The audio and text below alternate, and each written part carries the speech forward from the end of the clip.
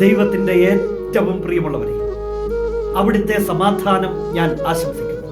ഇന്ന് കർത്താവ് നമുക്ക് നൽകുന്ന ദൂത് ഫിലമോൻ 1:18.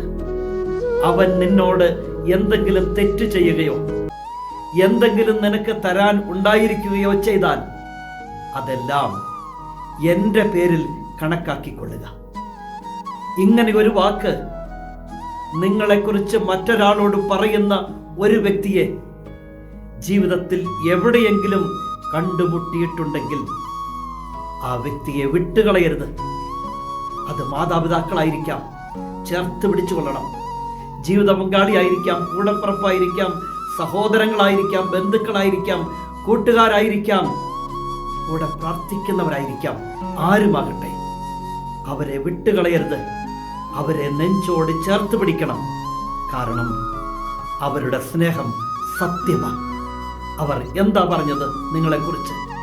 നിങ്ങൾ എന്തെങ്കിലും തെറ്റ് ചെയ്തിട്ടുണ്ടെങ്കിൽ, നിങ്ങൾ എന്തെങ്കിലും കൊടുക്കാൻ ഉണ്ടെങ്കിൽ അതെല്ലാം അവരുടെ പേരിൽ കണക്കാക്കിക്കൊള്ളാൻ. അങ്ങനെ ഒരാൾ പറയണമെങ്കിൽ അവരുടെ സ്നേഹം, നിങ്ങളോടുള്ള സ്നേഹം സത്യമാണ്. ആ സ്നേഹം ദൈവ സ്നേഹമാണ്. ദൈവം പകർന്നു നൽകിയ സ്നേഹമാണ്. സ്നേഹത്തിന് വേണ്ടി ജീവൻ നൽകുന്നതിനേക്കാൾ വലിയ സ്നേഹമില്ലെന്ന്. ആ സ്നേഹത്തെക്കുറിച്ച് പറയാനാ 3000 ദിവസമായി ഒരു ദിനം പോലും മുടങ്ങാതെ ദൂത് എന്ന ഈ മെസ്സേജ് നിങ്ങളിലേക്ക് എത്തുന്നത്. നമ്മുടെ ദൈവം സ്നേഹം. ആ സ്നേഹം എന്നിലും നിങ്ങളിലും ഉണ്ടെങ്കിൽ ഇങ്ങനെ നമുക്ക് മറ്റൊരാളെ കുറിച്ച് പറയാൻ സാധിക്കും. അങ്ങനെ തന്നെ പ്രവർത്തിക്കാനും സാധിക്കും. ആ സ്നേഹം നിലനിൽക്കട്ടെ.